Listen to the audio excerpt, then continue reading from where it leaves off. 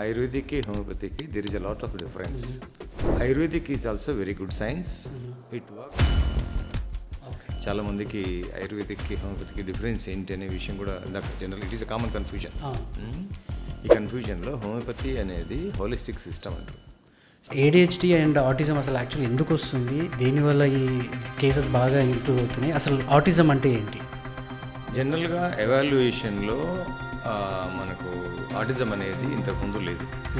Since 20 years నుంచి, since 10 years నుంచి, since 5 years నుంచి కూడా కేసెస్ డబల్ అవుతున్నాయి, ఈవెన్ ట్రిపుల్ కూడా అవుతున్నాయి. ఇక్కడ ప్రాబ్లం ఏంటంటే కనుక ఆటిజం లేని ఆటిజంని మనం ఎందుకు తెచ్చుకుంటున్నాం? సో హెల్త్ డిస్టర్బెన్సెస్ వల్ల, పేరెంట్స్ యొక్క హెల్త్ కండిషన్స్ డిస్టర్బెన్స్ వల్ల ఆటిజం ADHD హైపర్ యాక్టివ్ వస్తుంది. ఎందుకు ఆటిజంని ADHDని ముందు ఫైండ్ అవుట్ చేయలేము? ఎందుకు వై బ్లడ్ ఎగ్జామినేషన్స్ కానీ, ఈవెన్ ఎక్స్రే కానివ్వండి, MRI కానివ్వండి, వాటి ఎందుకు లేవు అనే దానికి వస్తే కనుక autism is not a disease, it is. ఎట్లా గుర్తుపట్టచ్చు అని one technique I will tell you. ప్రెగ్నెన్సీలో కడుపులో ఎక్కువ మూమెంట్స్ ఉంటే, అనుకున్న దానికంటే ఎక్కువ కికింగ్స్ బేబీ కడుపులో మదర్కి ఉంటే, ఎప్పుడైతే అన్కంట్రోలబుల్గా మూమెంట్స్ ఎక్కువ ఉన్నాయో, సో అక్కడే పిల్లోడు పుట్టిన తర్వాత సో ఇమీడియట్గా 1 yearలో ఏమైనా తెలిసే ఛాన్సెస్ ఉన్నాయి? ఇంట్లోకి ఎవరైనా వచ్చినా సరే వాళ్ళని గుర్తుపట్టడం ఒకేసారి చూడలేదు, వాని ధ్యాసలో ఉన్నాడు, 100% ఫోకస్ ఆన్ వన్ ఆబ్జెక్ట్ అన్న కూడా. సో ఇప్పుడు మొన్న ట్రంప్ ఒక కామెంట్ చేశాడు అక్కడ యూఎస్లో. సో థైలనాల్ అనే ఒక మెడిసిన్ యూజ్ చేయడం వల్ల ప్రెగ్నెన్సీ టైంలో ఆటిజం కేసెస్ అనేవి పెరుగుతున్నాయి అని చెప్పేసి he raise the concern, he announced it. So is it scientifically proven? Trump అనే ఎవరైతే మన ప్రెసిడెంట్ ఉన్నారో వాళ్ళంతా కూడా ఎవరైనా పేపర్ ఇచ్చి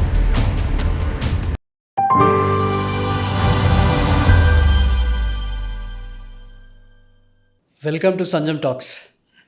So today I'm bringing a very important topic which was recently announced by Mr. Trump regarding autism. So as you know, our channel is all about inspiring Indians and empowering NRIs across the globe. So today it's a big problem in NRI circle as well as in India. మనం చాలా చూస్తున్నాం cases. ఇప్పుడు autism అనేది బాగా common అయిపోయింది. అసలు ఎందుకు వస్తుంది, ఏం జరుగుతుంది సొసైటీలో, అండ్ ట్రంప్ వచ్చేసేసి థైలనాల్ యూజ్ చేయడం వల్ల వస్తుంది అని చెప్పేసి కూడా ఒక మాట చెప్పాడు. సో ఇవన్నీ ఎవాల్యుయేట్ చేయడానికి ఇవాళ సంజమ్ టాక్స్ మీ ముందుకి ఒక ఎక్స్పర్ట్ డాక్టర్ని తీసుకురావడం జరిగింది. So he is having lot of experience in this field. ఆయుర్వేదం బ్యాక్గ్రౌండ్ నుంచి డాక్టర్ ఉన్నారు మనకి ఇప్పుడు, and he's in practice from so long time in autism, and he have treated lot of people across the globe as well as in India. And ఇండియాలో వచ్చేసేసి multiple branches ఉన్నాయి doctor గారికి, బెంగళూరులో కానీ మన హైదరాబాద్లో కానీ. So let's welcome him. Mister doctor is actually very very experienced person in this. So let me welcome Dr. A.M. Reddy garu to the show. Welcome to Sanjam Talks అన్న. Hi Srikanth. Hi. So మీరు చూస్తున్నారు కదన్నా ఏం జరుగుతుందో ఇప్పుడు. అంతా మీ దగ్గరికి పిల్లలు వస్తున్నారు, అట్లాంటి సిచ్యువేషన్స్ తోటి వేరే వేరే కంట్రీస్ నుంచి కూడా మీ దగ్గరికి వస్తున్నట్టున్నారు. సో ఈవెన్ మన ఇండియాలో కూడా ఈ కేసెస్ బాగా రైజ్ అవుతున్నాయి. సో దాని గురించి మీతో టాపిక్ చేద్దామని చెప్పేసి తీసుకొచ్చాను అన్న. ఇందాక ఇంట్రడక్షన్ బాగానే ఉంది, దాంట్లో చిన్న కరెక్షన్ ఏంటంటే I'm not ayurvedic doctor, I'm homeopathy doctor. Sorry, yeah. So yeah, homeopathy doctor. Let me correct that. Is ఎందుకు నేను మెన్షన్ చేస్తున్నానంటే ఆయుర్వేదిక్కి హోమియోపతికి there is a lot of difference. Ayurvedic is also very good science, it works more on the body. Okay. Homeopathy is a very much scientific system of ayurvedic like type of this one. It works both mind and body and disease. Okay, this is a difference. Okay. చాలా మందికి ఆయుర్వేదిక్కి హోమియోపతికి difference ఏంటి అనే విషయం కూడా నాకు general it is a common confusion. ఈ కన్ఫ్యూజన్లో homeopathy అనేది హోలిస్టిక్ సిస్టమ్ అంటారు. So remedy selected by the mental symptoms, remedy selected by the physical symptoms, remedy selected by the disease symptoms. Okay. ఈ మూడింటిని కంబైన్ చేస్తేనే కాన్స్టిట్యూషనల్ మెడిసిన్ వస్తుంది. That is the homeopathy system. Okay. Ayurvedic is only depend on the pure physical symptoms or physical sufferings or physical body. There is no, I don't know, but generally. So physical body is better అయినప్పుడు mind కూడా better అయితే అనేది ayurvedic concept కావచ్చు. Okay. So homeopathy is the very wonderful scientific Ayurveda అని చెప్పొచ్చు హోమియోపతిని. Okay. Okay. So, టెక్నికల్‌గా నేను ఆ టాపిక్ లేకున్నా డిఫరెన్సెస్ అనేది ఇప్పుడు తెలిసిపోయింది మనకి ఆయుర్వేదంకి, హోమియోపతికి. సో, ఏడీహెచ్‌డీ అండ్ మనకి ది ఆటిజం సింప్టమ్స్ కదన్నా. సో, అసలు ఏడీహెచ్‌డీ అండ్ ఆటిజం అసలు యాక్చువల్లీ ఎందుకొస్తుంది? దేనివల్ల ఈ కేసెస్ బాగా ఇంప్రూవ్ అవుతున్నాయి? అసలు ఆటిజం అంటే ఏంటి? జనరల్గా ఎవాల్యుయేషన్లో మనకు ఆటిజం అనేది ఇంతకుముందు లేదు. హ్మ్. ఒక 30 ఇయర్స్ బ్యాక్ కానివ్వండి, 40 ఇయర్స్ బ్యాక్ కానివ్వండి, మనం కంపేర్ చేస్తే వెరీ రేర్ కండిషన్స్లో ఎక్కడో ఫారిన్ కంట్రీస్లో హుహు. కనిపించేది ఆటిజం అనేది. ఇంతకుముందు భారతదేశంలో అసలు భారతదేశంలో చాలా తక్కువ, అసలు లేదు. హ్మ్. సో రీసెంట్గా సిన్స్ 20 ఇయర్స్ నుంచి, సిన్స్ 10 ఇయర్స్ నుంచి, సిన్స్ 5 ఇయర్స్ నుంచి కూడా కేసెస్ డబల్ అవుతున్నాయి, హ్మ్. ఈవెన్ ట్రిపుల్ కూడా అవుతున్నాయి. ఇక్కడ ప్రాబ్లం ఏంటంటే కనుక ఆటిజం లేని ఆటిజంని మనం ఎందుకు తెచ్చుకుంటున్నాం? హ్మ్. అసలు ఒకప్పుడు లేదు, ఎందుకు వచ్చింది? ఏం మిస్టేక్ జరిగింది ఇక్కడ? మన లైఫ్ స్టైల్లో మిస్టేక్సా, లేకపోతే మన మెడిసినల్ సిస్టంలో మిస్టేక్సా అనేది ఒక్కసారి మనం బ్యాక్ వెళ్ళిపోతే, హ్మ్. సో హెల్త్ డిస్టర్బెన్సెస్ వల్ల, పేరెంట్స్ యొక్క హెల్త్ కండిషన్స్ డిస్టర్బెన్స్ వల్ల ఆటిజం, ఏడిహెచ్డి, హైపర్ యాక్టివ్ వస్తుంది. సో, రూట్ కాజ్ అనేది రూట్ కాజ్ అనేది కన్ఫర్మ్డ్. బ్లైండ్గా వచ్చే ప్రాబ్లం కాదు. హ్మ్. హెల్తీ పేరెంట్స్కి ప్రాబ్లం రానే రాదు. సో వాళ్ళకి ఇంటర్నల్గా suppose mother is having some hormonal disturbances, mother is having some any health related separations in past medical history, హుహు. father is also having health issues, హుహు. maybe age related or lifestyle related, or taking medicines for this one. So one of the major impact అనేది అంటే ovulation process ఎప్పుడైతే disturb అవుతుందో హ్మ్. మనకి అంటే కనుక 9 months ప్రెగ్నెన్సీ అనేది కానివ్వండి, ఎవ్రీడే గ్రోత్ అనేది కానివ్వండి, ప్రెగ్నెన్సీ పీరియడ్లో everything depend on the mother health and father health. హ్మ్. ఫాదర్ది కూడా, హ్మ్. ఫాదర్ స్పెర్మ్ ఇచ్చాడని చెప్పేసి దాన్ని ఫాదర్కి సంబంధం లేదని చెప్పడానికి లేదు ఇక్కడ. Hmm. Father is also having, ఒక కేసు ఎగ్జాంపుల్ చెప్తాను నేను. Mother is having wonderful health, perfect health. Hmm. Father is having a diabetes before pregnancy. Okay. Before pregnancy father, first పాప అప్పుడు డయాబెటీస్ లేదు, హ్మ్. మధ్యలో 4 years గ్యాప్లో ఫాదర్కి డయాబెటీస్ వచ్చింది. దానివలన హ్మ్. స్పెర్మ్ క్వాలిటీ వీక్ అయిపోయి మదర్కి 2 అబార్షన్స్ జరిగాయి. ఓహ్! ఓకే, అబార్షన్ హిస్టరీ మదర్కి లేదు. హ్మ్. సో ఇక్కడ అందరూ ఏమనుకుంటారు, మదర్ హెల్త్ వల్ల మదర్కే జరిగింది అబార్షన్ అనుకుంటారు. కానీ ఆ! Father is responsible for mother abortion అనేది చాలామందికి అంటే కనుక మనకు ఇక్కడ ఉంటుంది. ఎందుకంటే ఓవులేషన్ ప్రాసెస్లో it is a combined journey. Okay. So sperm and ovum combined అయినప్పుడు ఓవులేషన్ ప్రాసెస్ స్టార్ట్ అవుతుంది. ఓకే. స్పెమ్ క్వాలిటీలో డిస్టర్బెన్స్ జరిగినా సరే, ఓవం క్వాలిటీలో డిస్టర్బెన్స్ జరిగినా సరే, బోత్ కాంబినేషన్లో ఓవులేషన్ ప్రాసెస్ అనేది డిస్టర్బ్ అవుతుంది. ఓకే. సో ఆ కాన్స్టిట్యూషన్ అనేది డిస్టర్బ్డ్ కాన్స్టిట్యూషన్ కిందకి వస్తుంది. హ్మ్. సో ఇట్లాగా ఏమైందంటే కనుక ఇటువంటి కేసెస్ చాలా ఉన్నాయి. నేను చూసే కేసెస్లో, నేను తీసుకునే కేసు అనాలిసిస్లో, ఇందాక చెప్పిన ఆ కేసు గురించి హ్మ్. దాదాపు 1/2 hour దాకా మదర్ ఇంత హిస్టరీ చెప్పలేదు. అంటే నాకు బాగానే ఉంది, ఎందుకు వచ్చిందో తెలియదు, బాగానే ఉంది, నాకు ఎందుకు వచ్చిందో తెలియదు అని దాంట్లోనే ఉంది. కానీ ఒక్కసారి ఫాదర్ హెల్త్ ఒకసారి జస్ట్ అడిగితే, ఫాదర్ని అడిగితే, హ్మ్. సో ఇట్లా అంటే ప్రతి ఒక్క హిడెన్ రీజన్స్ అనేటువంటి ప్రతి ఒక్క కేసుకు ఉంటాయి.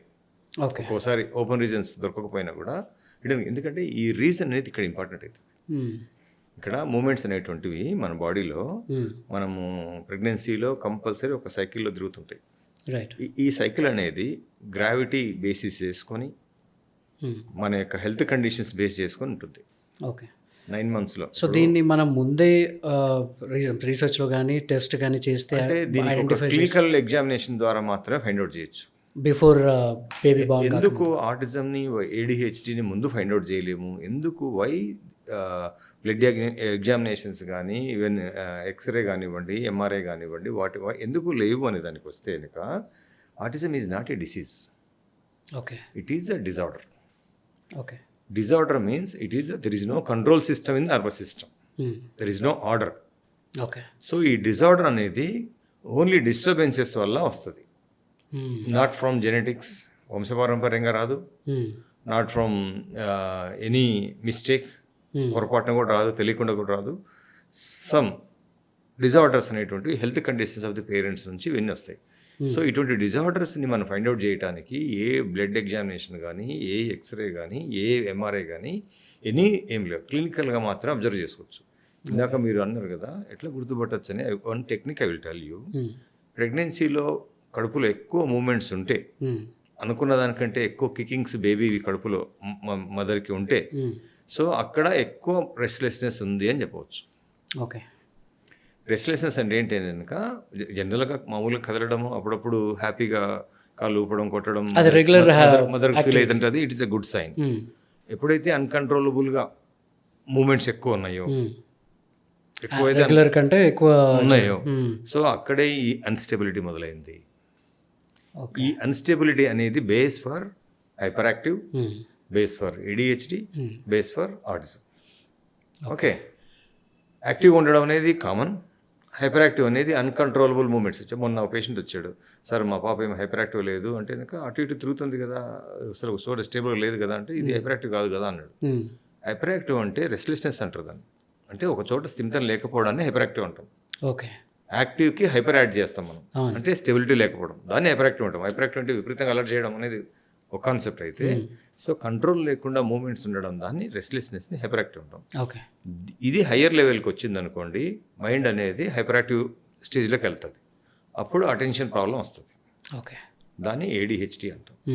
ఇదే ADHD 3 times వేసుకుంటే, హయ్యర్ సైడ్ వేసుకుంటే దాన్ని ఆటిజం అంటే కనుక కమ్యూనికేషన్స్ అన్ని జీరో అయిపోతాయి. ఓకే. సో వాళ్ళకి వినపడుతుంది కానీ దే విల్ నాట్ రియాక్ట్. వినిపిస్తుంది, కనిపిస్తుంది, అన్ని సరౌండింగ్ ఉంటాయి, బట్ వాళ్ళ ఫోకస్ కాన్సన్ట్రేషన్ మాత్రం ఒక దాని మీద ఉండదు. దట్ ఈస్ జనరల్గా ఆటిజం అంటాం. Okay. So many Indians in NRI నేను చూస్తున్నాను చాలామంది. ఎక్కువ మటుకి విదేశాల్లోనే జరుగుతున్నాయి ఈ కేసెస్, మన దేశం కన్నా. ఇక్కడ ఏమైతుంటే మన సెన్సిటివ్ బాడీస్కి unwanted hormone system disturbance, medicines వల్ల డిస్టర్బెన్స్ జరిగి హార్మోన్ డిస్టర్బెన్స్ రావడము, లేకపోతే థైరాయిడ్ ఇష్యూస్ రావడము, లేకపోతే ఫాదర్ టెన్షన్స్ ఉండడము, ఇంకా అంటే ఒక అన్హ్యాపీ కండిషన్స్లో ఇవన్నీ అంటే ఇంకా అక్కడ ఎక్కువ అవుతున్నాయి, ఇక్కడ కూడా ఎక్కువ అవుతున్నాయి. ఇప్పుడు ఇంకా ఎక్కువ అవుతాయి ఇండియాలో. అసలు మీకు ఇంకా భయంకరంగా అవుతాయి కేసెస్ ప్రతి పెద్ద కన్సర్న్. ఇప్పుడు it is not a simple problem. Next జనరేషన్ని మనమే డిస్టర్బ్ చేసుకుంటున్నాం. దీనికి అంతటికి కూడా ఈ షోలో మీకు రీజన్ చెప్పగలను, వండర్ఫుల్ రీజన్ చెప్పగలను ఎందుకు ఇట్లా అవుతున్నాయి. ఇట్లా ప్రివెంట్ చేసుకోవాలంటే ఏంటి ప్రివెన్షన్, ఎందుకంటే ఇక్కడ ప్రివెన్షన్ అనేది ఇంపార్టెంట్. రైట్. నేనేముంది 4 మాటలు మాట్లాడుతున్నా, యాక్చువల్గా ఫ్యాక్ట్ చెప్తాను solution, but what is the solution, what is the prevention. Right. Prevention is better. చాలా మంది ఆటిజం గురించి మాట్లాడుతుంటారు, చాలా మంది ఆటిజం గురించి డిస్కస్ చేస్తుంటారు, but nobody will not give any solution for this. Right. So I will explain clear solutions also for this. I am telling how to prevent autism also. This is important. 2 things. నాకున్న రెస్పాన్సిబిలిటీస్లో two things I have to create awareness about autism and ADHD. Right. So అవేర్నెస్లో భాగంగా ఇప్పుడు మీరు పిల్లోడు పుట్టిన తర్వాత so ఇమ్మీడియట్గా 1 yearలో ఏమైనా తెలిసే ఛాన్సెస్ ఉన్నాయా? 1 yearలో కొంచెం రికగ్నేషన్ లేదు. ఇంట్లోకి ఎవరైనా గెస్ట్లు వచ్చినా, ఇంట్లోకి ఎవరైనా వచ్చినా సరే వాళ్ళని గుర్తుపట్టడం కేసుని చూడలేదు, వాని ధ్యాసలో ఉన్నాడు, ఫోకస్ అంతా 1 ఆబ్జెక్ట్ పైనే ఉంది, 100% ఫోకస్ ఆన్ 1 ఆబ్జెక్ట్ అన్న కూడా ఆటిజం కిందకే వస్తుంది. సో ఫీమేల్ చైల్డ్కి ఎక్కువ వస్తుందా, మేల్ చైల్డ్కి ఎక్కువ వస్తుందా ఆటిజం అనేది? అట్లా చెప్పడానికి లేదు. It is depend on the both. అంటే మనం కన్ఫర్మ్ చేయడానికి లేదు. మేల్ కూడా ఉంటుంది, ఫీమేల్ కూడా ఉంటున్నాయి. అంటే కనుక ఇక్కడ అట్లా డివైడ్ చేయడానికి ఇప్పుడు నేను చూసే కేసెస్లో దాదాపుగా 50-50 అని చెప్పవచ్చు. నేనున్న కేసెస్లో అట్లా ఫీమేల్కి మేల్కి ఎంత డిఫరెన్షియేషన్ తక్కువ అని చెప్పొచ్చు నా experience. Okay. So precautionary measures కింద ప్రెగ్నెన్సీకి ముందేమన్నా మనం టెస్ట్లు చేసుకునే ఛాన్సెస్ ఉన్నాయా దీనికి? ఏం లేదు, మన హెల్త్ బాగుంది, ఏ మెడిసిన్స్ లేకుండా పర్ఫెక్ట్గా ఉంటే, ఒక ఆర్గానిక్ ప్రెగ్నెన్సీ తెచ్చుకుంటే, ఒక ఆర్గానిక్ హెల్త్ కండిషన్స్ పేరెంట్స్కి ఉంటే మీకు అసలు ఇట్ ఈస్ రానే రాదు. ఇట్ ఈస్ ఓన్లీ మనం డిస్టర్బ్. ఇంత సపోజ్ కొన్ని ఎగ్జాంపుల్ చెప్తాను మీకు.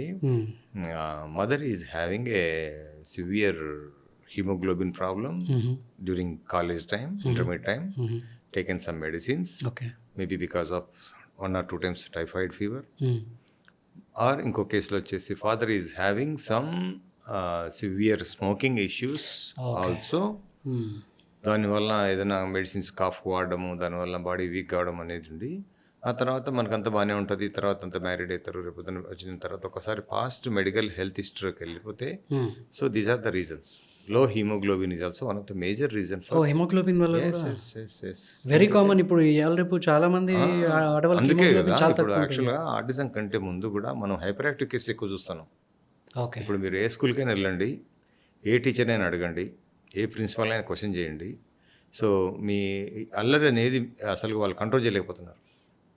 ఒకప్పుడు చైల్డ్కి ఇప్పుడు ఉండే చైల్డ్కి చాలా ఇంతకుముందు భయంతో కంట్రోల్ అయ్యేవాళ్ళు, ఇప్పుడు అల్లరిని కంట్రోల్ చేయలేకపోతున్నారు. వాళ్ళ బిహేవియర్ చూస్తే, పిల్లల బిహేవియర్ చూస్తే ఈ అల్లరే ఇంకా ఎక్కువ అయిపోతే దాన్ని ADHD అంటాం. సో మనం ఆ స్టేజ్లో ఉన్నాం ఇప్పుడు. నెక్స్ట్ జనరేషన్ చెప్తున్నాను కదా. సో కంట్రోల్గా ఉండడం వేరు, అన్కంట్రోలబుల్ చిల్డ్రన్ వేరు. సో దీనికి సైంటిఫికల్గా ఎట్లాంటి మెడిసిన్ లేదు. సైంటిఫికల్గా అంటే వచ్చిన తర్వాత ఏదైతే ఉంటుందో జనరల్గా అల్లోపతిలో కానివ్వండి, వేరే అదర్ మెడికల్ సిస్టంలో కానీ there is no medicine. Even హోమియోపతిలో కూడా దీన్ని రూట్ కాజ్ బేస్ చేసుకొని ట్రీట్ చేసుకోవడంలో సక్సెస్ అయినాం కానీ బట్ డైరెక్ట్గా మెడిసిన్స్ అంటూ ఏముండవు. ఓకే. సో ఇప్పుడు మొన్న ట్రంప్ ఒక కామెంట్ చేశాడు అక్కడ యూఎస్లో. సో థైలనాల్ అనే ఒక మెడిసిన్ యూజ్ చేయడం వల్ల ప్రెగ్నెన్సీ టైంలో ఆటిజం కేసెస్ అనేవి పెరుగుతున్నాయి అని చెప్పేసి he raise the concern or he announced it. So is it scientifically proven? మీకు అంటే నేను I will give the my practical analysis answer. Trump అనే ఎవరైతే మన ప్రెసిడెంట్ ఉన్నారో వాళ్ళంతా కూడా ఎవరైనా పేపర్ ఇస్తే చదువుతారు. Right right. They present right news, they don't know. But Trump లాంటి అనౌన్స్ చేశాడంటే it is a valid news. Right, is the president of the America. దీని వెనకాల బ్యాక్గ్రౌండ్లో ఏంటంటే in US majority of the people not using antibiotic. Okay. Majority people using more antibiotic, more paracetamol, Tylenol, painkillers. Tylenol. Okay. ఎప్పుడైతే Tylenol ఎక్కువ వాడతారో antibiotic usage తగ్గిందో ఇక్కడ antibiotic business తగ్గిపోయింది. Okay. ఇక్కడ ఏం చేయాలి, యాంటీబయాటిక్ వాడమని చెప్పడం కంటే కూడా థైలనాల్ ఈజ్ డేంజరస్ అని చెప్పేస్తే యాంటీబయాటిక్ వెళ్ళిపోతారు. బట్ యాంటీబయాటిక్ వల్ల ప్రాబ్లమ్స్ రావా? ఖచ్చితంగా వస్తాయి. ఇది మేకింగ్ బిజినెస్ కోసం ఇవన్నీ అనౌన్స్మెంట్సే కానీ, ఓకే, ఇవన్నీ బిజినెస్ అనౌన్స్మెంట్కే వస్తాయి కానీ థైలనాల్ అనేది అసలు మీకు సైడ్ ఎఫెక్ట్ ఛాన్సే లేదు. అసలు అంతకంటే ముందు థైలనాల్ అనే మెడిసిన్ దేనికోసం యూజ్ చేస్తారు? జనరల్గా థైలనాల్ ఈజ్ ఆ పారాసిటమాల్ అంటాం. జనరల్గా మనం వాడము, జనరల్గా అవసరం లేదు. యాక్చువల్గా ఎక్స్ట్రీమ్ కండిషన్లో one of the best medicine in allopathy is the Tylenol. మీకు సైడ్ ఎఫెక్ట్లు ఏముండవు. ఎందుకంటే నా ప్రాక్టీస్లో so many mothers I saved, so many children I saved from antibiotics with Tylenol. Okay. Paracetamol, Tylenol కానీ పారాసిటమాల్ కానీ ఇట్ సపోర్ట్స్ యువర్ సిస్టమ్. ఏదైనా acute ప్రాబ్లంలో సపోజ్ మీకు ఒక సివియర్ ఇన్ఫెక్షన్ వచ్చింది, 102 టెంపరేచర్, 103 టెంపరేచర్ ఉంది ప్రెగ్నెన్సీలో కానీ పిల్లలకు. ఓకే. సో జనరల్గా ఎనీ అక్యూట్ ఇన్ఫెక్షన్స్ని 7 days కనుక మనం వదిలేస్తే తగ్గిపోతాయి. Without taking any medicine. Yes. జనరల్గా మనకున్న ఇన్ఫెక్షన్స్లో incubation period of the infection ఉంటుంది. దట్ ఈస్ 7 days ఇంక్యుబేషన్ ఉంటుంది. కొన్ని ఇన్ఫెక్షన్స్కి 14 days ఇంక్యుబేషన్ ఉంటుంది. వెరీ రేర్ ఇన్ఫెక్షన్స్కి 21 days ఇంక్యుబేషన్ పీరియడ్ ఉంటుంది. అంటే రేర్ ఇన్ఫెక్షన్స్ అంటే సపోజ్ చికెన్ పాక్స్ 21 days ఉంటుంది, టైఫాయిడ్ 14 days ఉంటుంది, వైరల్ ఫీవర్స్ 7 days ఉంటాయి. మనకి జలుబు వచ్చిన ఈ ఇంక్యుబేషన్ పీరియడ్ అయిపోయేంత వరకు బాడీ ప్రాసెస్లో ఇన్ఫెక్షన్ అనేది యాక్టివ్గానే ఉంటుంది. ఓకే. నువ్వు యాంటీబయాటిక్ వాడి దాన్ని సప్రెస్ చేయడం కంటే, యాంటీబయాటిక్ వాడి నిన్ను నువ్వు వీక్ చేసుకోవడం కంటే, దాన్ని వదిలేసి నీ బాడీ సిస్టమ్ స్ట్రాంగ్ చేసుకోవడం ఇంపార్టెంట్. పిల్లలకు చాలామందికి వరీడ్ మదర్స్ ఉన్నారు, నేను చెప్తాను. వాళ్ళు 2nd day 3rd day antibiotic మొదలు పెడతారు. Which is not good. అస్సలు బాడీ వీక్ అయిపోద్ది. బాడీకి ఇన్ఫెక్షన్స్ అనేది గుడ్. ఎన్ని ఇన్ఫెక్షన్స్ వస్తే ఇనిషియల్గా చెప్పేది అంటే మీరు మెడిసిన్స్ వాడుకొని ఆ బాడీకి అన్ని అలవాటు చేసిన తర్వాత వచ్చే ఇన్ఫెక్షన్స్ వేరైతుంది, ఇనిషియల్గా వచ్చే ఇన్ఫెక్షన్స్ వేరైతుంది. ఆ చిన్న ఇన్ఫెక్షన్స్ తోటే బాడీ యొక్క ఇమ్యూన్ సిస్టమ్ బిల్డప్ అవుతుంటుంది. చిన్న ఇన్ఫెక్షన్స్కి మనం మెడిసిన్స్ వాడే కొద్దీ బాడీ సిస్టమ్ అనేది స్ట్రాంగ్ కాదు. వాళ్ళకి severe health problems, severe viral infections, severe cold cough, uncontrollable కండిషన్కి బికాస్ ఆఫ్ బాడీ వీక్ అయిపోయింది కాబట్టి. ఇక్కడ ఇన్ఫెక్షన్ వల్ల కాదు, బాడీ వీక్ కావడం వల్ల ఇవన్నీ వస్తాయి. ఇప్పుడు ట్రంప్ ఏంటి, థైలనాల్ వాడకండి అని చెప్తే నెక్స్ట్ ఆప్షన్ ఏం చేస్తారు, యాంటీబయాటిక్ వెళ్ళిపోతారు. యాంటీబయాటిక్ బిజినెస్ పెరగాలి అంటే థైలనాల్ని ఆపాలి. ఎందుకంటే మేజర్ వర్రీ కంపెనీస్ అంతా కూడా అందరు సింపుల్గా లో కాస్ట్ థైలనాల్నే వాడుతున్నారు, మా యాంటీబయాటిక్స్ వాడడం లేదు, మా యాంటీబయాటిక్ బిజినెస్ అయిపోతుంది. It is a totally business announcement, అంతకంటే వేరే ఛాన్సే లేదు. థైలనాల్ అనేది అసలు సైడ్ ఎఫెక్ట్ అనేవి ఉండవు. సో మనకు వచ్చే ఇన్ఫెక్షన్స్ని బట్టి దాంట్లో ఒకవేళ సైడ్ ఎఫెక్ట్ ఉన్నా సరే పెద్ద అకౌంట్లోకి రాదు. ఓకే. సో దీనికి ఆటిజంకి సంబంధమే లేదు. అండ్ ఆటిజంకి సంబంధం అంటే కనుక ఇక్కడ ఏమైందంటే కనుక యాంటీబయాటిక్ వాడితే ఆటిజం ఎక్కువ అవుతుంది ఖచ్చితంగా. యాంటీబయాటిక్ మళ్ళీ ఓకే. ఖచ్చితంగా ఎక్కువ అవుతుంది. హైపర్ యాక్టివ్ ఎక్కువ అవుతుంది, బిహేవియర్స్ ఎక్కువ అవుతాయి. నేను చూస్తాను చాలామంది పిల్లల్ని. మా బాబు 1 year వరకు బాగున్నాడు సార్. ఫస్ట్ బర్త్డే కంటే ముందు మా బాబుని ఒక 3-4 days హాస్పిటల్ అడ్మిట్ చేసాము. అవును. ఆ తర్వాత బిహేవియర్ టోటల్ చేంజ్ అయిపోయింది. అంతకుముందు ఎలా ఉండేవాడు అని అడిగితే అంతకుముందు కొంచెం అల్లరి ఉండేవాడు, చెప్పిన మాట వినేవాడు, కమ్యూనికేషన్ అయ్యేది, మా స్పీచ్ కూడా వచ్చేది. బట్ ఎప్పుడైతే మేము 4 days హాస్పిటల్ అడ్మిట్ చేసామో అప్పటి నుంచి ఆ తర్వాత ఫుల్ ఫోకస్ డిస్టర్బ్ అయిపోయింది, బిహేవియర్స్ ఎక్కువైపోయినాయి అన్నారు. ఈ 4 daysలో ఏమైందంటే యాంటీబయాటిక్ వల్ల టోటల్ సిస్టమ్ అనేది షట్ డౌన్ అయిపోయి వీక్ అయిపోయి ఆ హైపర్ యాక్టివిటీ నెక్స్ట్ లెవెల్కి వచ్చేసి ADHDకి టర్న్ అయింది. వాళ్ళు యాంటీబయాటిక్ వాడకపోతే ఆ హైపర్ యాక్టివ్ అట్లేగా ఉండి సెల్ఫ్ హీల్ అయిపోయేది. Medicines are the more dangerous for growing childrens, గుర్తుపెట్టుకోండి. Very rarely we have to use medicine. అసలు వాడద్దు, యాంటీబయాటిక్సే వాడద్దు. ఓకే. జీరో మెడికల్ సిస్టమ్ అనేది నేను ఇంట్రొడ్యూస్ చేశాను. అది జీరో మెడికల్ ZMS అంటారు. Okay. Zero medical system. So మీరు ఈ టాపిక్ ఎత్తారు కాబట్టి I want to ask a question అన్న. I have a friend from Australia. So విదేశాల్లో ఎక్కువ ఈ టాపిక్ అనేది నేను చూస్తున్నప్పటి నుంచి, విదేశాల నుంచి తర్వాత మన ఇండియాలో కూడా కేసెస్ కనబడుతున్నాయి. సో 3 years వరకే పాప బాగుంది, వెరీ నార్మల్, అన్నీ వింటుంది, అన్నిటికీ రెస్పాండ్ అవుతుంది. ఇప్పుడు ఈ పారాసిటమాల్ థైలాన్ కాకుండా వ్యాక్సినేషన్, సో 3 years అప్పుడు ఒక వ్యాక్సినేషన్ ఏదో ఉంటుంది, I don't remember the name. ఆ వ్యాక్సిన్ తర్వాత నుంచి చేంజెస్ కనబడుతున్నాయి and ultimately it turn into autism or ADHD or whatever it is. Srikanth గారు బ్యూటిఫుల్ ఆన్సర్ ఇస్తాను దీనికి. ఇక్కడ ఏమైంది కనుక 3 years వరకు పాప బాగుంది కదా, 3 years లోపల కానీ 2 years లోపల కానీ ఆ పాప రెస్ట్లెస్నెస్ ఉంటుంది, కమ్యూనికేషన్ అవుతుంటుంది, 100% పర్ఫెక్ట్ ఉండదు. ఓకే, గుర్తుపట్టాం మనం. ఓకే, మనకు అది ఒక డాక్టర్స్ గుర్తుపట్టగలరు, లేదంటే కనుక దీని గురించి తెలిసిన గుర్తుపట్టగలరు. కొద్దిగా కొంచెం హైపర్ యాక్టివిటీ అల్లరి ఉంటుంది. వ్యాక్సిన్స్ వల్ల సపోజ్ ఎవ్రీ 2 monthsకి ఎవ్రీ 3 monthsకి వ్యాక్సిన్స్ వల్ల నర్వస్ సిస్టమ్ అనేది డిజార్డర్లోకి వెళ్తుంటుంది. ఓకే. ఎందుకంటే vaccine is the deeper cellular సిస్టంలోకి వెళ్తుంది. It is going to the DNA RNA level, it is going to the inside your cellular system. Right. మనకు ఫుడ్ కానీ ఏదైనా బ్యాడ్ హ్యాబిట్స్ కానీ సూపర్ఫిషియల్గా ఇన్వాల్వ్ అవుతాయి కానీ, but these vaccination is the artificial infection goes in to the deeper intracellular system. So దీనివల్ల ఏమైతే కనుక ఈ నర్వస్ సిస్టమ్ అనేది డిస్టర్బ్ అవుతుంది. ఎనీ వ్యాక్సిన్కి డిస్టర్బ్ అవుతుంది ఖచ్చితంగా.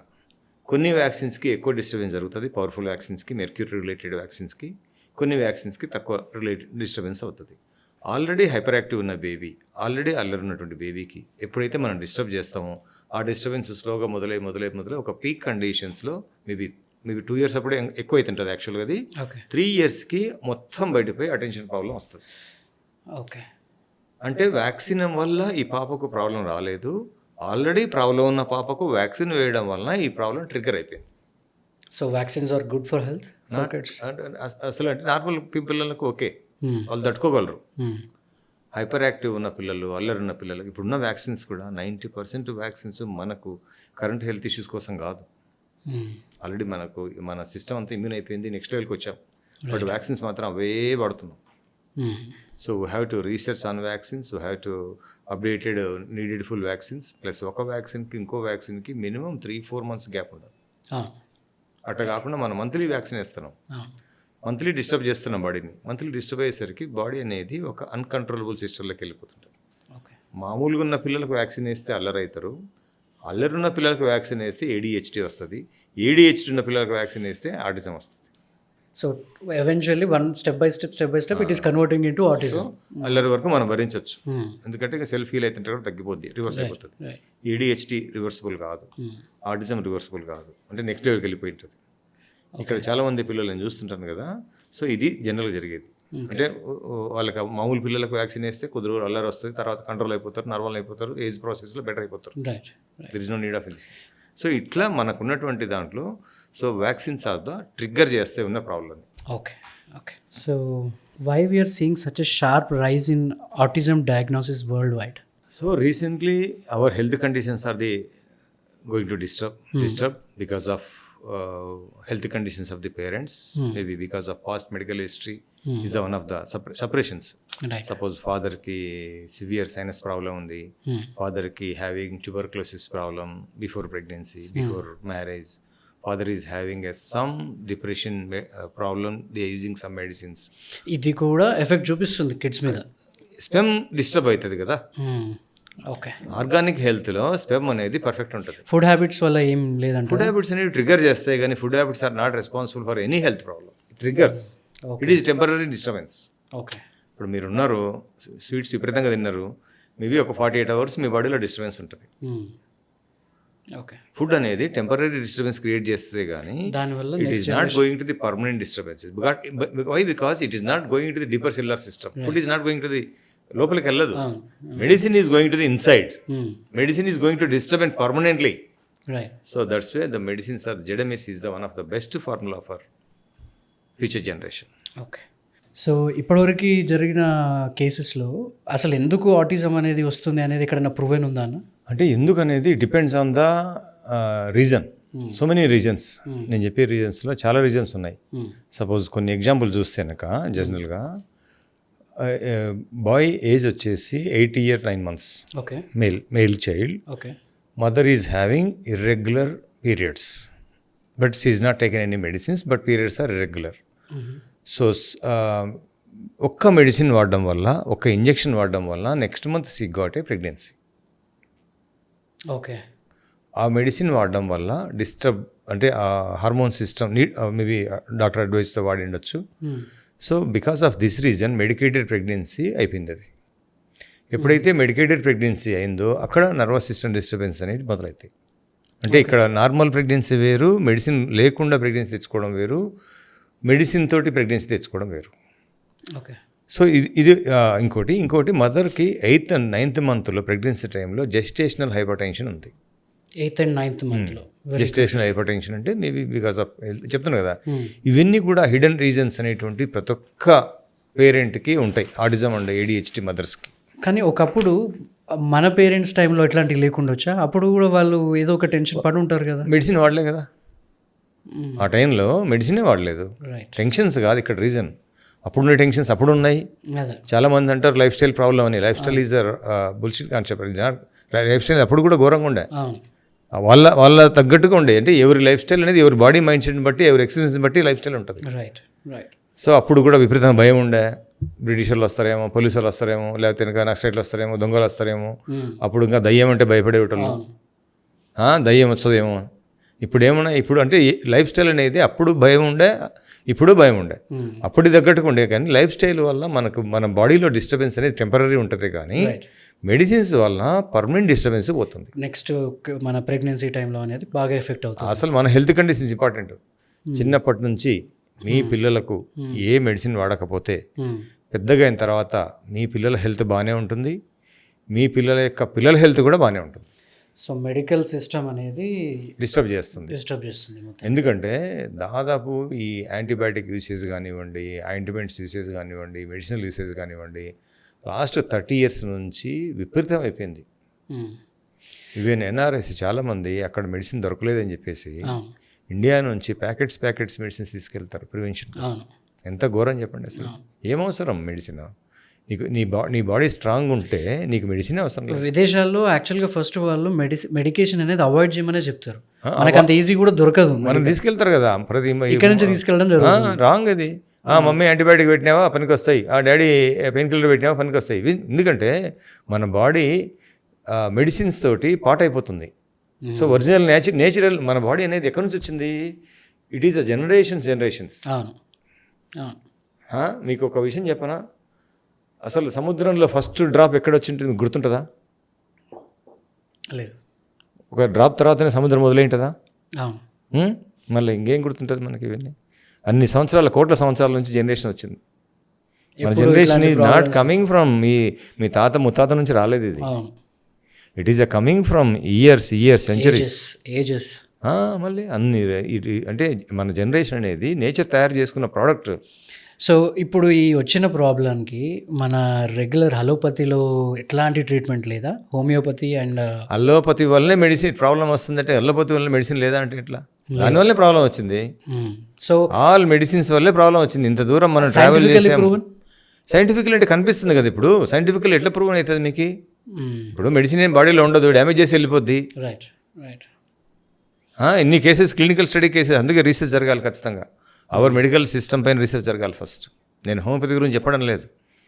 మనం ఇక్కడే కాదు, ఇండియాలో ప్రతి గల్లీలో, ప్రతి ఊర్లో, పల్లెటూళ్ళలో చూడండి డయాబెటీస్ కేసులు ఎక్కువైపోయినాయి. పల్లెటూరులో చూడండి థైరాయిడ్ కేసులు ఎక్కువైపోయినాయి. ఎందుకండి? పల్లెటూరులో మన హెల్త్ బాగుందని ఒకప్పుడు అనుకున్నాను తెలుసా మీకు? పల్లెటూరులో ఒకప్పుడు పల్లెటూరులో మొన్న ఏదో ఒక డిస్కషన్లో ఇద్దరం కూర్చోయింటే మా మదర్ బాగా యాక్టివ్గా నడిచేది, కొంచెం అన్నీ తీసుకొస్తుంది, ఆమెమో కొంచెం లేయలేకపోతుంది. సో ఏంటంటే మీరు లేయలేకపోతున్నారు వేరే వాళ్ళు అడిగారు. అంటే వాళ్ళ జనరేషన్ వేరు కదండి, వాళ్ళు యాక్టివ్గా లేస్తారు, మేము మా జనరేషన్ వేరు కదా అని ఫిక్స్ అయిపోయారు. జనరేషన్ కాదు ప్రాబ్లం, మెడికేషన్. వీళ్ళు చిన్నప్పుడు మెడికేషన్, జనరేషన్ అండ్ మెడికేషన్. వీళ్ళు చిన్నప్పటి నుంచి మెడిసిన్స్ లేకుండా పెరిగి స్ట్రాంగ్గా ఉన్నారు. ఈవెన్ 70 years అయినా 80 years అయినా సరే వీళ్ళు మెడిసిన్ వాడుతూ 70 years బతుకుతున్నారు, కానీ సఫరింగ్ లైఫ్తో బతుకుతున్నారు. ఇక్కడ సఫరింగ్ లైఫ్ వేరు, హెల్తీ లైఫ్ వేరు, హ్యాపీ లైఫ్ వేరు, డిస్టర్బ్ లైఫ్ వేరు. సో మనం 70-80 years బతుకుతున్నాం, లైఫ్ స్టైల్ పెరిగింది అంటున్నామే కానీ డిస్టర్బ్డ్ మైండ్ సెట్తో ఉన్నాం. రైట్. ఇక్కడ లైఫ్ అనేది, క్వాలిటీ లైఫ్ అనేది మిస్ అయిపోయింది మెడిసిన్స్ తోటి. So medicine is the medicine is the major responsible for all health problems. ఇక్కడ మీకు హోమియోపతి ఎక్కడ హెల్ప్ చేస్తుందంటే, homeopathy is not working on your problem. Homeopathy improves your system.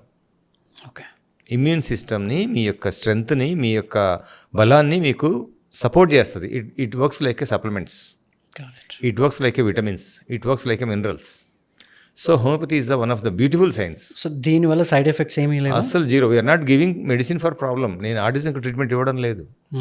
I'm treating the root cause, I'm treating the person. నేను ఆ బాబుని treat చేస్తున్నా, ఆ బాబు ఆటిజం ట్రీట్ చేసుకుంటాడు. Okay, internal system will it self అదే క్యూర్ చేసుకుంటుంది. ఎగ్జాక్ట్లీ. సో అల్లోపతులు ఏంటంటే కనుక సిమ్టమ్స్ అన్ని షెడేషన్ చేసేసి, సిమ్టమ్స్ అన్ని కంట్రోల్ చేసేసి, కొద్ది రోజులు దాన్ని సప్రెస్ చేసేసి, లోపల బిహేవియర్స్ ఎక్కువైతుంటాయి. మొన్న కేసు వచ్చింది నాకు, ఒక బేబీ 17 years 18 years, వాళ్ళ పేరెంట్స్ ఎంత సఫర్ అవుతున్నారంటే 17-18 years నుంచి. సో విపరీతమైనటువంటి కొట్టుకోవడము, విపరీతమైనటువంటి కూర్చోవడము, అస్సలకు ఒక ఘోరమైన, అస్సలకు నిజం చెప్తాను కదా, పేరెంట్స్ని చూస్తే ఈ బిహేవియర్స్ అన్నీ కూడా మనకి పుట్టుకొత్త రావు. మెడిసిన్స్ తోటి ఉన్న బిహేవియర్ డబల్ అవుతుంది. ఇప్పుడు మీకు కోపం ఉందనుకోండి, మీరు మెడిసిన్స్తో డిస్టర్బ్ అయిందనుకోండి మీ బాడీ, మీకు ఆ కోపం అనేది వైలెంట్ అయిపోతుంది. ఓకే. మీకు భయం ఉందనుకోండి, కొంచెం భయం అనేది జెనటికల్గా నేచర్ ఎక్స్ప్రెషన్ అవుతుంది. ఈ భయం అనేది విపరీతంగా, ఈ టెన్షన్ అనేది విపరీతంగా కావాలంటే మీరు వీక్ అయినప్పుడు అవుతుంది. మీరు వీక్ ఎప్పుడవుతారు? మెడిసిన్స్ ఎక్కువ ఏదైనా వాడినప్పుడు వీక్ అయిపోతారు. ఓకే. ఈ బిహేవియర్స్ అనేటువంటివి మెడిసిన్స్ నుంచి డెవలప్ అవుతాయి.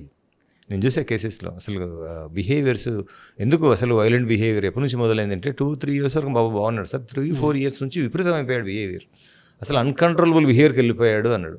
ఆ మధ్యలో ఏం జరిగింది, 2 times హాస్పిటల్ అడ్మిషన్ జరిగింది. ఓకే. హాస్పిటల్. ఓకే.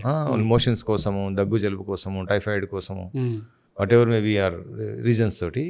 ఇవన్నీ రీజన్స్ ఉంటాయి. రీజన్స్ లేకుండా మన హెల్త్, మన బాడీ అనేది సింగిల్ సెల్ నుంచి, గుర్తుపెట్టుకోండి, సింగిల్ సెల్ నుంచి మల్టీ సెల్యులార్ సిస్టమ్ నుంచి ట్రిలియన్ ఆఫ్ సెల్స్ సిస్టమ్ వరకు వెళ్ళిపోద్ది. ఒక్క చిన్న కణము మీ బాడీ తయారైంది ఇక్కడ. అంత వండర్ఫుల్ సైన్స్ ఉంది మన బాడీలో, వండర్ఫుల్ మెకానిజం ఉంది అంత బాడీలో, వండర్ఫుల్ ఇంజనీరింగ్ ఉంది మన బాడీలో. It is a nature system. అడవిలో జంతువులు ఉన్నాయి, దానిలోకి ఏం లేవే బీపీలు, షుగర్లు, మెడిసిన్ లేవు దానికి, మెడిసిన్ లేవు దానికి. మనం మెడిసిన్స్ వాడి మనం డిస్టర్బ్ చేసుకుంటున్నాం అంతేగాని మెడిసిన్స్ ఎప్పుడు వాడాలి, ఎప్పుడో ఎమర్జెన్సీ కండిషన్స్లో. సో బేసిక్గా ఈ సిచ్యువేషన్స్లో ఎన్ఆర్ఐస్ గురించి మాట్లాడితే, బేసిక్గా మన ఛానల్ వచ్చేసి ఎన్ఆర్ఐ స్పెసిఫిక్ కాబట్టి ఎన్ఆర్ఐస్ గురించి నేను ఎక్కువ మాట్లాడతాను. మన ఇండియాలో ఉంది, మీరు ఆల్రెడీ చూస్తున్నారు. బట్ విదేశాలకు వెళ్ళిన తర్వాత వాళ్ళ లైఫ్ స్టైల్ మామూలుగానే ఉంటుంది, అంటే ఇక్కడికంటే కొంచెం బెటర్ ఉంటుంది. బట్ కేసెస్ అక్కడే ఎందుకు ఎక్కువ వస్తున్నాయి, వాళ్ళ ఫ్యామిలీస్లోనే ఎక్కువ ఎందుకు కనబడుతున్నాయి? మీరు చెప్తున్న ఈ మెడికల్, ఇప్పుడు అక్కడ విదేశాల్లోకి వెళ్తే మేము ఎక్కువ వాడం, జ్వరం వస్తే అక్కడికి వెళ్ళి మెడికల్ షాప్లో ఒక టాబ్లెట్ తీసుకోవాలి కానివ్వండి, చిన్నప్పుడు ఫాదర్ కానివ్వండి, మెడిసిన్స్ ఎక్కువ అన్నా సరే ఫ్యూచర్లో వాళ్ళ స్పెమ్ క్వాలిటీ డిస్టర్బ్ అవుతుంది. ఇక్కడ ఏమైందంటే వీళ్ళు విదేశాలకు వెళ్ళారు, అక్కడే ఉండలేదు, ఫస్ట్ నుంచి అక్కడే లేరు. ఇక్కడ డిస్టర్బ్ చేసుకొని వెళ్ళారు. కానీ అక్కడికి వెళ్ళిన తర్వాత ఎక్కువ ఐడెంటిఫై అవుతున్నాయి. ఫస్ట్ చైల్డ్లో ఉండదు, సెకండ్ చైల్డ్లో ఉంటుంది. What is the reason? అదే ఆ హెల్త్ డిస్టర్బెన్సెస్కి మెడిసిన్ కంపల్సరీ ఉంటుంది. అదే ఇప్పుడు ఫస్ట్ చైల్డ్ ఇండియాలో పుట్టిరు, అవును, అప్పటి వరకు ఆ ఫస్ట్ చైల్డ్ బాగానే ఉన్నారు. సెకండ్ చైల్డ్కి వెళ్ళేసరికి అక్కడ డెలివరీ, అక్కడ ప్రెగ్నెన్సీ అయిన తర్వాత అక్కడ ఫ్యామిలీస్లో అక్కడ పుట్టే బేబీస్కి ప్రాబ్లమ్స్ ఎక్కువ కనబడుతున్నాయి. లొకేషన్కి సంబంధం లేదు, ఎక్కడ డెలివరీ జరిగినా సరే సంబంధం లేదు. ప్రెగ్నెన్సీ ఎక్కడున్నా సరే సంబంధం లేదు. మీరు ఇక్కడ మ్యాటర్ ఏంటంటే మీరు వాడిన మెడిసిన్స్, మీ disturb health conditions. First pregnancy వరకు మదర్ బాగానే ఉంటుంది, సెకండ్ ప్రెగ్నెన్సీ సరికి మదర్ వీక్ అవుతుంది. ఫస్ట్ ప్రెగ్నెన్సీకి సెకండ్ ప్రెగ్నెన్సీకి మధ్యలో జరిగేటువంటి డిస్టర్బెన్సెస్, ఫాదర్ యొక్క హెల్త్ కండిషన్స్ కానివ్వండి, మదర్ యొక్క హెల్త్ కండిషన్స్ కానీ ఇక్కడ మేజర్ క్యాలిక్యులేషన్ కిందకి వస్తుంది. ఇక్కడ ఎక్కడ డెలివరీ అనేది అక్కడ రావడం లేదు. అక్కడ ఎందుకు ఎక్కువ అవుతున్నాయంటే కనుక అక్కడ కంపల్సరీ వ్యాక్సినేషన్ సిస్టమ్ ఉంది. మీకు వ్యాక్సిన్ వేయకపోతే స్కూల్లో అడ్మిషన్ దొరకదు. ప్లస్ మీరు ఎమర్జెన్సీ మెడిసిన్స్కి పోయేసరికి ఒక్కోసారి డాక్టర్ని బట్టి ఉంటుంది. అంటే ఇప్పుడు మన ఇండియాలో అంటే ప్రెగ్నెన్సీ అయిన తర్వాత అన్ని టెస్ట్లు అనేవి విదేశాలు అంటే ఫారెన్లో చేసే దగ్గరికి ఇక్కడ చేసేవారికి చాలా తేడా ఉంది. ఏది ప్రెగ్నెన్సీ అయినప్పుడు సో వాళ్ళు రెగ్యులర్గా చేసే ఎగ్జామినేషన్లో కొన్ని బయటపడుతున్నాయి యూఎస్లో. ఏం అవసరం లేదు అసలు. అంటే వీ హ్యావ్ సీన్ 2 cases. మీ అమ్మమ్మ ఏం టెస్ట్లు చేయించుకుంది చెప్పు? చేయించలేదు. వాళ్ళ అమ్మమ్మ ఏమైనా చేయించుకుందా? చేయించుకోలేదు. మళ్ళీ బట్ అప్పుడు పిల్లలందరూ బాగానే పుట్టినారు. బాగానే అంటే మరి బాగానే ఉంటుంది. ఇది మనం డిస్టర్బ్ చేసుకున్నాం, మనం డిస్టర్బ్డ్. ఈవెన్ ప్రెగ్నెన్సీలో వీఆర్ సర్చింగ్ ఫర్ ప్రాబ్లమ్. అసలు ప్రెగ్నెన్సీ అనేది నేచర్ సిస్టమ్. రైట్. న్యాచురల్గా ప్రెగ్నెన్సీ అనేది it is the nature product. నీ డ్యూటీ ఏంటి నేచర్కి? నీ అవసరం ఏంటి నేచర్కి? నువ్వు ఒక ప్రోడక్ట్ని ఇవ్వాలి, నువ్వు ఉంటే ఉండు, వెళ్ళిపో. నేచర్కి సంబంధం లేదు. ప్రొడక్షన్ అనేది it is the nature develop చేసుకున్న system. Right.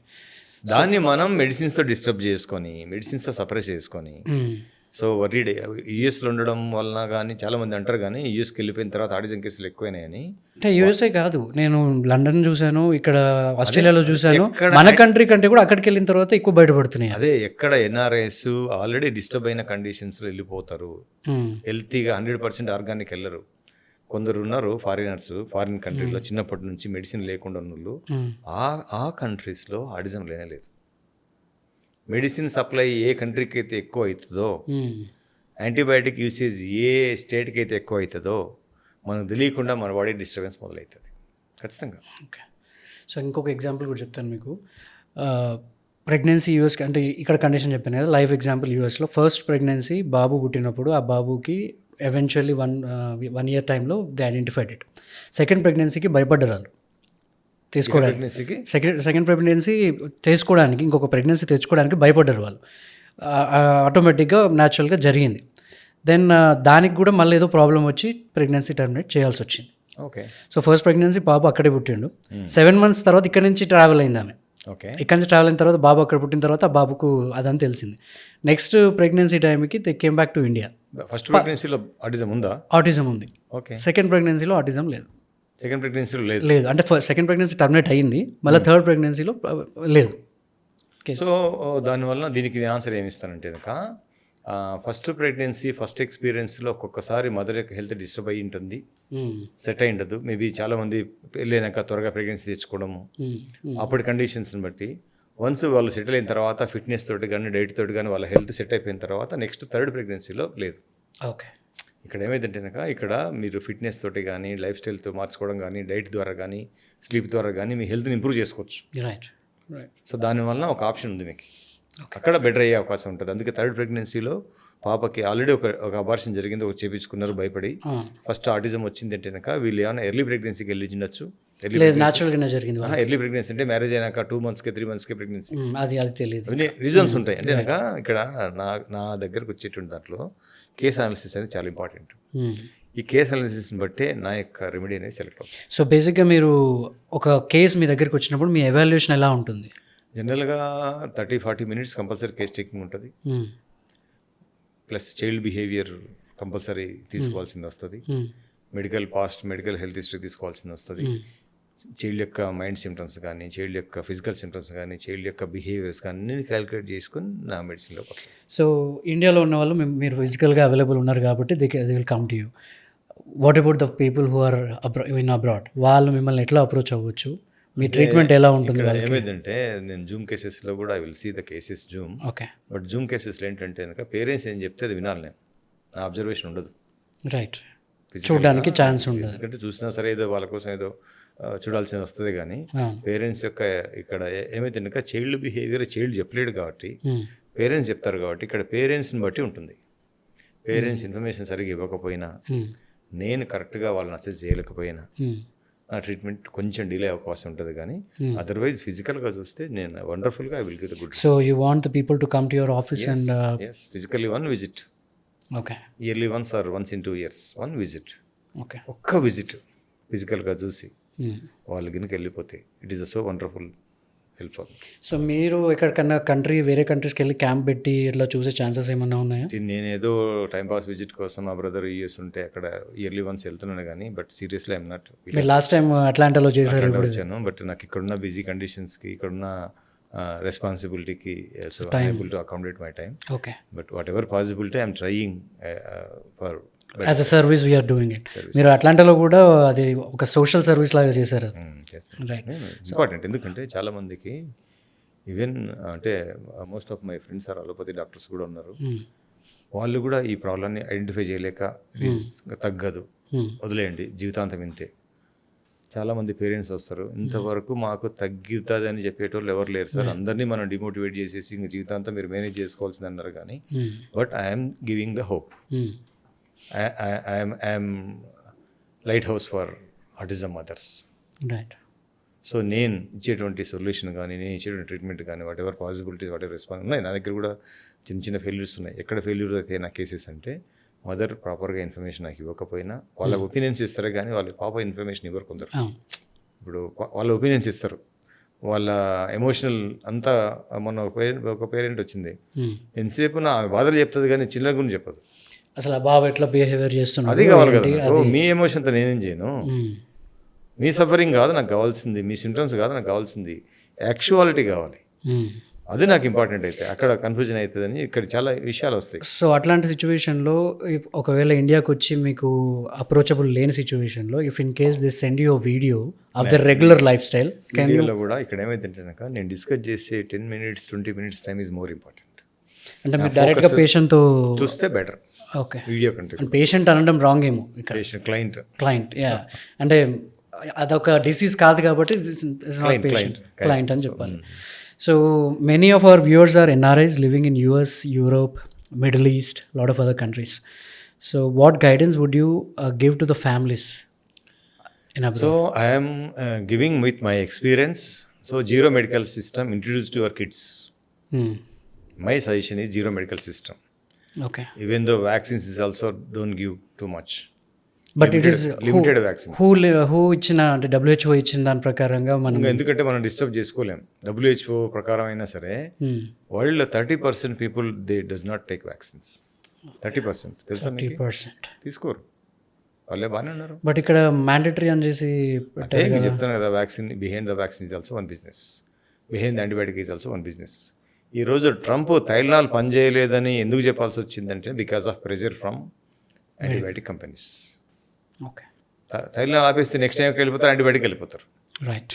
It is a wrong, it is a totally marketing system. Tylenol is అంటే తైలనాల కంటే డేంజరస్ మెడిసిన్స్ ఉన్నాయి, తైలనాలు కాదు అక్కడ. తైలనాల కంటే steroids, antibiotics, anti fungal this one drugs ఇవన్నీ ఉన్నాయి. తైలనాల దగ్గరికి ఎందుకు వచ్చారంటే సింపుల్ అర్థం చేసుకోకపోతే మరేముంది, కామన్ ఇది. It is a making, they are making unwanted. Wonderful. So how can parents support their child emotionally and practically when they find out, అంటే ఒకసారి తెలిసిన తర్వాత వీళ్ళు యాక్చువల్గా ఇక్కడ ఏంటంటే వెన్ ఫస్ట్ బాబుకి కానీ ఆటిజం కానీ పాపకు కానీ ఆటిజం ఉందని చెప్పేసి ఫస్ట్ పేరెంట్స్ డిప్రెషన్లోకి వెళ్ళిపోతారు. ఎందుకంటే వాళ్ళ హోప్స్ అన్నీ బ్రేక్అవుట్ అవుతాయి, వాళ్ళ ఫ్యూచర్ ప్లాన్స్ అన్నీ కూడా డిస్టర్బ్ అయిపోతాయి. వాళ్ళకి ఎనఫ్ మనీ ఉండొచ్చు, ఎనఫ్ హెల్త్ లైఫ్ స్టైల్ ఉండదు, మంచి లైఫ్ స్టైల్ ఉండొచ్చు, బట్ ఫ్యూచర్ అనేది బ్లాక్ అయిపోతుంది, మొత్తం బ్లాంక్ అవుతుంది. వాళ్ళే ఇంకో డాక్టర్స్ని కలిస్తే ఇంక ఇది ఇంతే లైఫ్ లాంగ్ సఫర్ కావాలని చెప్పి అడ్జస్ట్మెంట్ మొదలవుతాయి. సో వాళ్ళే కొంచెం పాపం అడ్జస్ట్ చేసుకుంటారు, అలవాటు అయిపోతారు, ఆ ప్రాబ్లంతో ఎక్స్పీరియన్స్ అయిపోయి అలవాటు అయిపోతారు. ఆ తర్వాత నిదానంగా ఎప్పుడో 4 yearsకో 5 yearsకో హోమియోపతి గురించి సెర్చ్ చేస్తారు. Okay. People don't know about homeopathy. Homeopathy is a wonderful scientific system. I am telling. So చిన్నప్పుడే ఐడెంటిఫై చేసి మన ఎంత ఎర్లీగా ఐడెంటిఫై చేస్తే, ఎంత తక్కువ ఏజ్లో బాబుని తీసుకొని వస్తే అంత త్వరగా మనం ట్రీట్ చేసుకోవచ్చు హోమియోపతి ద్వారా. సొల్యూషన్ ఉంది. సో ఆ ధైర్యం మనం ఇవ్వగలం. నేను ఖచ్చితంగా ఇవ్వగలను. నా పేషెంట్, నా క్లయింట్స్ కానీ, నా పేరెంట్స్ కానీ, నా మదర్ పేరెంట్స్ కానీ వండర్ఫుల్ రిజల్ట్ సార్ మీరు ఇచ్చిన తర్వాత చాలా బాగుంది, వండర్ఫుల్. నేను మాట్లాడుతుంటాను కదా, క్లయింట్ ఉన్నాయి నా దగ్గర 10-20% కేసెస్ మేబీ డిస్టర్బ్ ఉండొచ్చు కానీ but I'm trying my best. మన ఇండియా ఆటిజం కేర్కి ఒక హబ్ కాబోతుందా? మెడిసిన్ అంటే దాన్ని ట్రీట్ చేయడానికి లేదు, ఇండియాలో సిస్టమే లేదు. Government is not supporting for autism parents. Government is not encouraging to create any awareness about autism. So government is not at all responsible in India. Hour medical సిస్టంలో అసలు autism ఇంకా ఫారిన్లో చాలా బెటర్ ఉంది. I hope so. అంటే కనుక అమెరికాలో concern వాళ్ళకి ఒక సపరేట్ డిపార్ట్మెంట్ ఉంది, సో సపోర్ట్ ఉంది. ఇండియాకి వస్తే మీకు ఆ సపోర్ట్ దొరకదు. వాట్ ఎవర్ సపోర్ట్ ఉన్నాయి ఇవి కాదు సొల్యూషన్స్. గుర్తుపెట్టుకోండి మీరు. మీరు ఇవన్నీ థెరపీస్ ఇవన్నీ కూడా మీకు it won't treat problem. Therapies ఏం చేస్తాయి, ట్రైనింగ్ ఇస్తాయి అంతే. ప్లీజ్ కమ్ అంటే వస్తాడు, ఇట్రా అంటే రాడు. నువ్వు ఇట్రా అనేది నేర్పిస్తేనే వచ్చేది. Therapies what you train they follow you. Therapies only it supports your system, it supports your baby, but it won't treat problem. But treat important. ఇక్కడ mind betterment important, medicine important. Through homeopathy ద్వారా మనం wonderful treat చేసుకోవచ్చు. Okay. So రీసెంట్గా ఇంకొక case నా నోటీస్లోకి వచ్చింది. So 30 years age ఉన్న client, I mean like the patient or whatever it is. So ఆయనకి 5 years ఏజ్ ఉన్నప్పుడు ఒక హార్ట్ సర్జరీ హోల్ మోయడం జరిగింది. బట్ ఆ తర్వాత రెగ్యులర్ గ్రోత్ జరిగింది, బాడీ అంతా బాగానే ఉంది, సిమ్టమ్స్ ఉన్నాయి. బట్ 15 days ఒక అంటే యూరిన్ ఏదైతే ఉందో అది వెరీ బ్యాడ్ స్మెల్ వస్తుంది. అంటే ఒక 15 days బాగుంది. So what could be the reason for that? ఇక్కడ ఫస్ట్ హార్ట్ సర్జరీ జరిగిందంటే కనుక సమ్ డిస్టర్బ్డ్ ప్రెగ్నెన్సీ అనేది ఫైండ్ అవుట్ అయింది. ఓకే. హార్ట్ సర్జరీ జరుగుతుంది, సమ్ డిస్టర్బెన్స్ ఉంటున్నాయి కదా, గ్రోత్ డిస్టర్బెన్సెస్. ఈ మధ్య హోల్ హార్ట్ అనేది చాలా కామన్ అయిపోయింది. అది కూడా ఒట్టిగా రాదు. అది ఫిజియలాజికల్ డిస్టర్బెన్స్ జరిగిందంటే సంథింగ్ డిస్టర్బెన్స్ ఉంటుంది. జెనెటిక్స్ నుంచి జరగచ్చు, జెనెటికల్ నేచర్ నుంచి జరగచ్చు, హెరిడిటరీ నుంచి జరగచ్చు, రిలేషన్ ప్రాసెస్ అంటారు. ఇవన్నీ సైంటిఫిక్ రీజన్స్ ఉంటాయి. హార్ట్ సర్జరీ జరిగింది అంటే something they should be a must reason. Okay. So వాళ్ళు పెద్దగా ఎంతవరకు మెడిసిన్స్ వాడుతున్నారు 30 years దాకా కూడా. ఇప్పుడు యూరిన్ 15 daysకి ఒకసారి స్మెల్ వస్తుందంటే చాలామంది అడల్ట్కి కానివ్వండి, చాలామంది పిల్లలకు కానివ్వండి, యూరిన్ ఎందుకు స్మెల్ వస్తుంది? యూరిన్ స్మెల్ రావద్దు. మోషన్ కానీ యూరిన్ కానీ స్మెల్ రాకూడదు. స్మెల్ వచ్చింది అనుకో something disturbances in your gut. Okay. Gut సిస్టంలో డిస్టర్బెన్స్ వల్ల మీ యూరిన్ స్మెల్ వస్తుంది. గట్ సిస్టంలో డిస్టర్బెన్స్ వల్ల మీ మోషన్లో స్మెల్ వస్తుంది. గట్ సిస్టంలో డిస్టర్బెన్స్ వల్ల మీ చెమట స్మెల్ వస్తుంది. ఇక్కడ ఇంపార్టెంట్ ఇవన్నీ. ఒక మనిషికి చెమట వాసన వస్తుంది అంటే కనుక something disturbances in your biochemistry, in his biochemistry. Okay. Something disturbances in gut system. ఇది చూసుకోవాలా ఫస్ట్. ఇంకొక విషయం ఏంటంటే ఈ బాబు 30 years నుంచి మెడిసిన్ వాడుతున్నాడు కదా, మెడిసిన్ వల్ల కూడా యూరిన్ స్మెల్ రావచ్చు. ఓకే. అదొక రీజన్ ఉండొచ్చు. దానికి ఆటిజంకి సంబంధం లేదు. దానికి ఆటిజంకి సంబంధం లేదు. లేదు.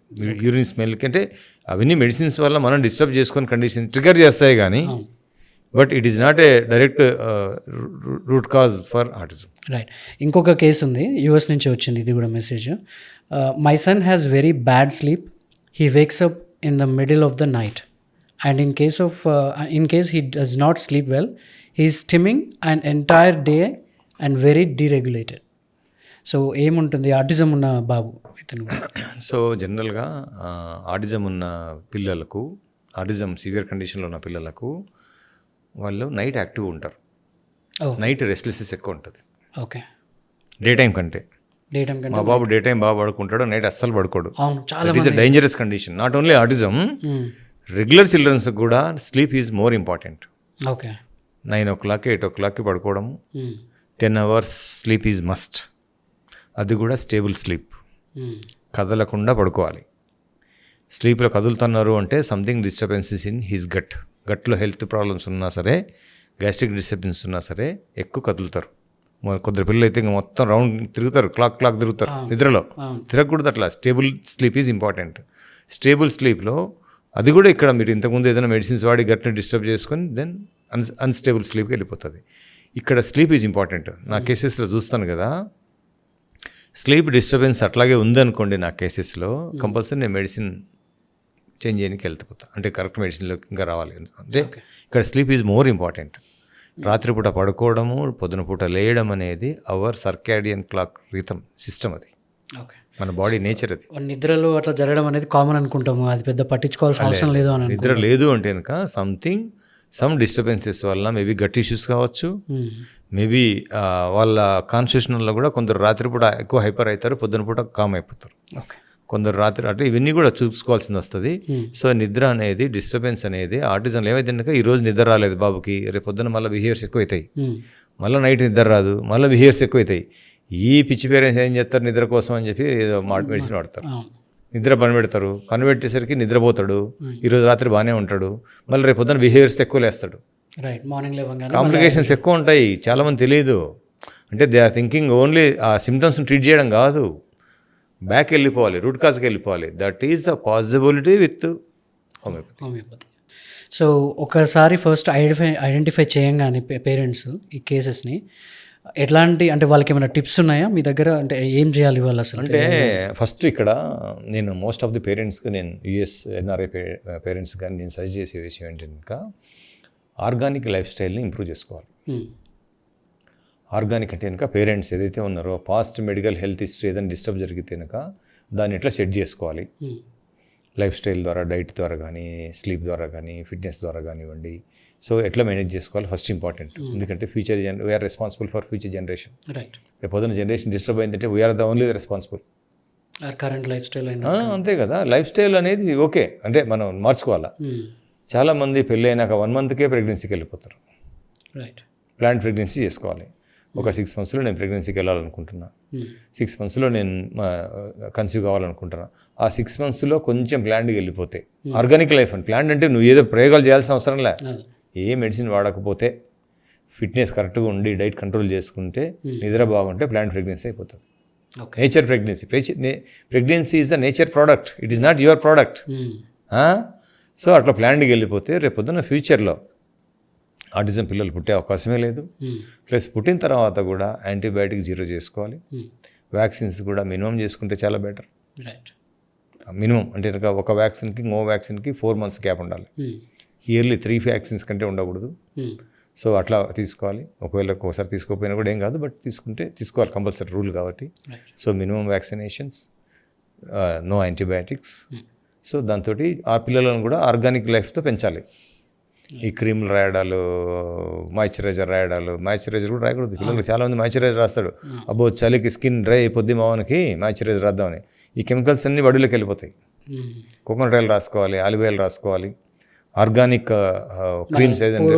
ఉన్న లైఫ్ స్టైల్కి మనం వెళ్తే మోడర్న్ లైఫ్లో ఓల్డ్ లైఫ్ స్టైల్ కనుక మనం అడాప్ట్ చేసుకుంటే వండర్ఫుల్. ఓల్డ్ లైఫ్ స్టైల్ ఏంటి, ప్రాపర్గా ఎక్కువ టెన్షన్స్ పెట్టుకోకుండా, ఎక్కువ ఆశ పెట్టుకోకుండా లైఫ్ స్టైల్ మార్చుకోవడం, సింపుల్ లైఫ్ అనుభవించడం, మెడిసిన్స్ ఏం లేకుండా బతకడం, తక్కువ ఫుడ్ తినడం, ప్రాపర్గా స్లీప్ పోవడం. నువ్వు ఇప్పుడంతా ఎంతైనా ఎంజాయ్ చేయండి మీరు మోడర్న్ లైఫ్లో. మోడర్న్ లైఫ్ మనకు అవసరమే. ఓల్డ్ లైఫ్ స్టైల్ అనేది కూడా మనం అడాప్ట్ చేసుకోవాల్సి. రెగ్యులర్ మన బాడీకి సంబంధించి ఓల్డ్ లైఫ్ స్టైల్ యూజ్ చేసుకుంటే బెటర్ అంటారు. Right. So thank you sir, lot of inputs ఇచ్చారు మీరు ఇవాళ. సో ఇన్ కేస్ మిమ్మల్ని ఎవరైనా రీచ్ అవుట్ అవ్వాలి అంటే ఎక్కడ సంప్రదించాలి మిమ్మల్ని, విదేశాల నుంచి వచ్చే వాళ్ళని? ఆన్లైన్లో సంప్రదించవచ్చు. నా గురించి already people know about me. Right. So there is no, I don't have number now. And ఫ్యూచర్లో my next year I want to do one scientific seminar on autism in Atlanta or డాలస్లో. అసలు నా దగ్గర ఉన్నటువంటి content, నా దగ్గర ఉన్నటువంటి research, నా దగ్గర ఉన్నటువంటి ఇదంతా కూడా అసలు ఒక చైల్డ్కి ఎందుకు వస్తుంది, ఏం చేయాలి, రాకూడదు అనేటువంటి విత్ సైంటిఫిక్ ఎవిడెన్స్ తోటి I want conduct one scientific seminar on autism in next year plan చేస్తున్నా దానికి. సో అసలు I want to express my experiences, it is my responsibility. So దానికి ట్రై చేస్తున్నా. అది కనుక వినగలిగితే, అది కనుక అందరు కనుక అడాప్ట్ చేసుకోగలిగితే, మై రెస్పాన్సిబిలిటీ ఆటిజం ట్రీట్మెంట్ కంటే కూడా my marriage responsibility. Prevention is better than cure. Prevention చేయడం వల్ల అట్లీస్ట్ మనం ఫ్యూచర్ జనరేషన్ని మనం కాపాడగలం. వచ్చిన వాళ్ళని ట్రీట్ చేసుకుంటూ పోతే నా రెస్పాన్సిబిలిటీ ఫీల్ అవుతుంది. This one. I'm very much thanks. Sanjay talks అనేది వండర్ఫుల్ షో శ్రీకాంత్ గారు. బాగా మీరు, it is a good inspiration. మీకు వచ్చిన అటువంటి ఆలోచన ఏదైతే ఉంటుందో, it is a public awareness తీసుకొని రావడము, పబ్లిక్లో వల్ల విషయాలన్నీ ఎక్స్ప్రెస్ చేయడం త్రూ పాడ్కాస్ట్ ద్వారా చేయడం అనేది it is a wonderful show. I'm very much heartful thanks to you and all the best for your future Sanjay Talks. Pleasure to have you అన్న. Thanks a lot for giving time, చాలా inputs ఇచ్చేందుకు. So will definitely catch you up. And మీరు డాలస్లో ఇచ్చినప్పుడు మళ్ళీ చెప్పండి, will have a session again. And I will also try to give the information, pass on the information.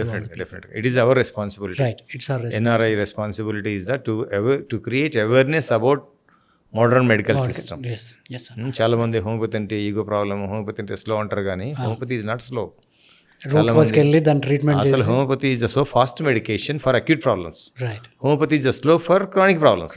Chronic problems స్లోగా ఉంటే స్లోగానే పనిచేస్తుంది, ఫాస్ట్గా ఉంటే ఫాస్ట్గా పనిచేస్తుంది. Homeopathy is a very fast medication. I'm treating so many cases now. Hopefully, the people will get enlightened with this information. Thank you. And I request all you to follow this podcast, and if in case you have any questions, you can text it in the chat box or in the comment box. Dr. Garki nenu access ichi, he will respond back to you on that. So thanks for watching this episode, and thanks Anna. Thank you Sanjay audience అందరికీ. I am very much thank you. Thank you. Okay.